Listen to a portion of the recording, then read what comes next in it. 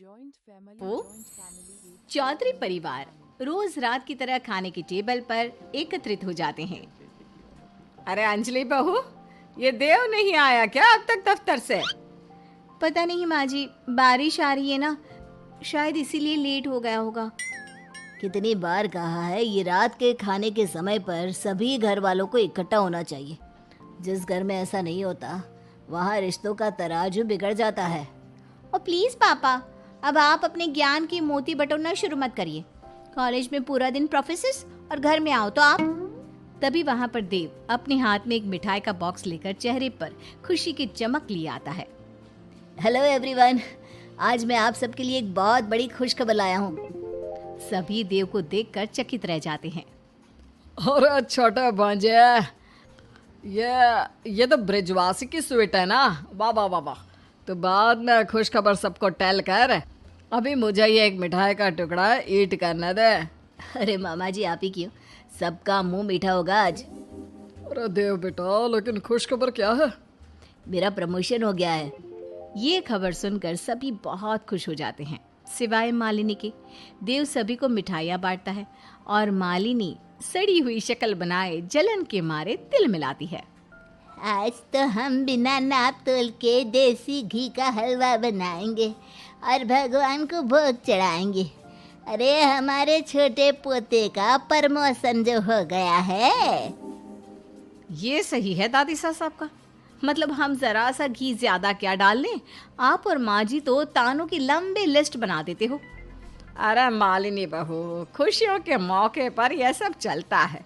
जीते रहो मेरे लाल, जीते रहो। कांग्रेचुलेशंस देव भैया। कांग्रेचुलेशंस देव। कॉन्गो देव चाचू। Thank you everyone. और भांजे, अब तो तुझे हम सबको पार्टी तो गिव करनी ही होगी। अब और कोई बहाना नहीं वॉक करेगा, मेरा मतलब है चलेगा। जी मामा जी, अब तो आज का खाना तो रेडी हो चुका है, तो खाने के बाद मेरी तरफ से सभी के लिए आइसक्रीम पार्टी, वो भी आगरा के सबसे बड़े आइसक्रीम पार्लर में। अरे वाह वाह, जुग जुग जियो मेरे शेर पुत्र। क्या वाह वाह वाह, ज्यादा खुश होने की कोई जरूरत नहीं है। आपको डायबिटीज है, ये भूलिए मत।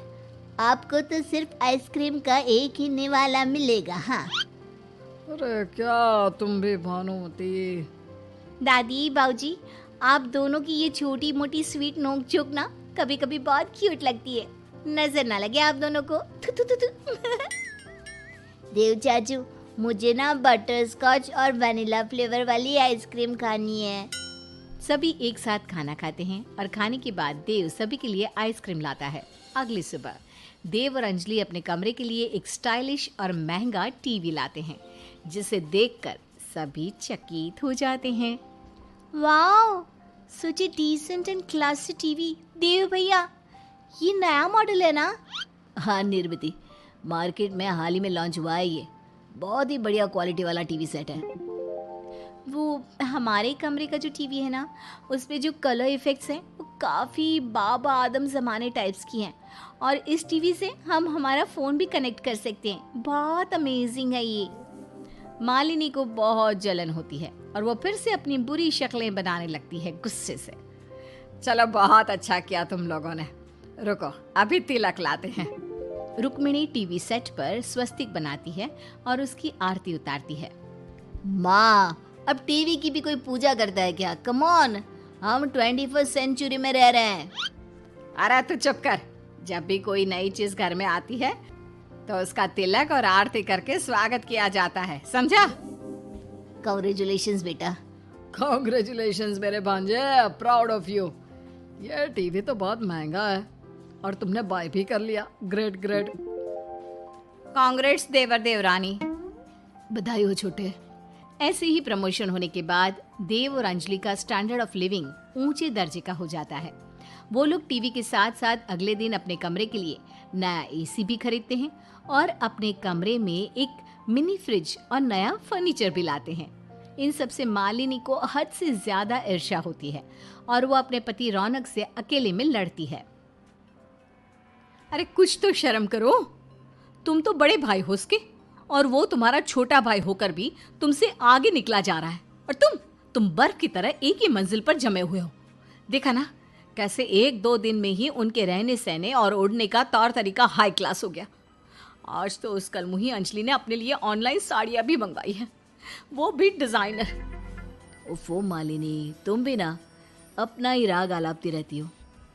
अरे इंसान जवान से बूढ़ा हो जाएगा, लेकिन उम्र भर तुम्हारी ये इनसिक्योरिटी और जेलसी कभी विराम चिन्ह नहीं लेगी। हाँ, तुम बस अपनी साड़ियों की दुकान संभालो। कहाँ साड़ियों की मिल खोलने वाले थे, 5 सालों से बस एक ही बोल बचन कर रहे हो। अरे क्रिश का फ्यूचर सिक्योर करना है या नहीं मुझे नहीं पता, हमारे कमरे में भी AC, टीवी और सारी शान शौकत आनी ही चाहिए। मालिनी रौनक को इतना सुनाती है कि वो बेचारा अपना सर पीटने लगता है।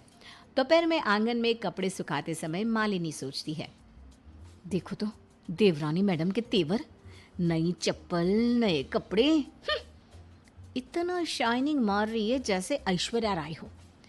कुछ तो करना होगा, मैं यूं हाथ पे हाथ धरे नहीं बैठ सकती, हरगिज नहीं। मालिनी कुछ सोच, अपने इस खुराफाती दिमाग से कुछ आइडिया निकाल। मालिनी अपनी सास यानी कि घर की मुखिया रुक्मिणी के पास जाकर उसे भड़काने लगती है। माँ जी ये लीजिए आपकी फेवरेट बूंदी सेव, खाइए तो। धन्यवाद मालिनी बहू, आओ ना बैठो, तुम भी गटको हमारे साथ थोड़ी सेव। अच्छा माँ जी, मैं क्या कह रही थी, अब जैसे कि देव का प्रमोशन हो गया है, इस बात में कोई दो राय नहीं कि अब उसके पास पहले से भी दुगना पैसा होगा। इसलिए मैं ये कह रही थी कि अब से ना आप देव से ज़्यादा पैसे लिया कीजिए। उन्हें कोई संतान भी नहीं है, लेकिन रौनक और मुझे, हम दोनों को तो हमारे कृष के भविष्य के बारे में भी सोचना पड़ेगा ना। रुक्मिणी गहरी सोच में पड़ जाती है और फिर कहती है, बात तो तू सही कह रही है मालिनी बहू। वही तो, अब आप ही देखो ना, इतनी बड़ी जॉइंट फैमिली है, लेकिन ये दोनों मियाँ बीवी हैं कि बस अपना ही कमरा सजाए जा रहे हैं। कल को तोड़ा ताड़ी करके रसोई और न जाने क्या क्या बनवा ले अपने कमरे में ही हैं। मैं तो कह रही हूँ आपको, इन्हें तो रत्ती भर भी अपने परिवार की नहीं पड़ी। अगर रहती ना तो वो हॉल के लिए भी नया AC, नया TV सेट, नया फ्रिज, आपके लिए गहने, अरे क्या क्या नहीं बनवाते हैं। हाँ ये बात भी सही है। अरे माँ जी, मुंडी हिलाते हुए सही है मत कीजिए, जाइए एक माँ होने का हक मांगिए अपने सपूत से। हाँ एकदम सही कह रही है तू। रुक्मिणी वहाँ से उठकर चली जाती है। इस बार तो बहुत मात्रा में घी डाला है आग में, देखते हैं अब क्या करती है ये रुक्मिणी थोड़ी देर बाद सबके सामने देव से कहती है, देव बेटा ये तो तूने बहुत गलत किया। मतलब खुद तो अपनी और अपनी बीवी की खुशियों को संवारने के पीछे तुला हुआ है, लेकिन तुझे अपने परिवार की कुछ नहीं पड़ी। ऐसा नहीं कि प्रमोशन हुआ है तो ज़रा घर में भी कुछ ला दूं। सही कह रही है रुक्मिणी बहू, ये टीवी दिन में 100 बार बंद चालू होता है और अचानक मेन सीन पे ही अटक जाता है, जब सास और बहू दोनों का खुलासा होने वाला होता है मेरे सीरियल में। हाँ, और फ्रिज तो पूछिए मत, इतना पानी टपकने लगा है उसमें से और कूलिंग भी नहीं हो रही बिल्कुल भी। तभी अंजलि और देव हंसने लगते हैं और सभी उन्हें हैरानी से देखते हैं। हमने क्या कोई जोक सुनाया है जिसके चलते तुम दोनों ठहाके लगा रहे हो? नहीं पापा जी, ऐसा नहीं है। दरअसल आप लोगों ने हमारे मुंह की बात छीन ली। हमने घर के लिए भी टीवी, AC और फ्रिज बुक कर लिया है। क्या सच में? हाय रे मेरे लाल, सच में बच्चे हो तो तुम जैसे। ये सुनकर मालिनी एकदम से चौंक जाती है और रौनक उसके पास आकर धीरे से कहता है, देखा, देव और अंजलि का दिल बहुत बड़ा है। तुम्हारी चाल इस बार भी नाकामयाब रही। शट अप, तुम ना ऐसे की ऐसे ही रहोगे। बराबरी करोगी तो ऐसा ही होगा। मन अच्छा रखो, अपने आप सब अच्छा हो जाएगा। अब देखना, अगली बार तो ऐसी चाल चलूंगी कि इन दोनों का गुरूर ऐसे टूटेगा कि बस पूछो मत। इस तरह पूरा परिवार खुशी से झूमने लगता है, लेकिन मालिनी का मुंह लटका ही रहता है। अब देखते हैं मालिनी कौन सा बड़ा पैंतरा आजमाती है देव और अंजलि से बदला लेने के लिए। जुड़े रहिए इस जॉइंट फैमिली से। मिलते हैं अगले भाग में।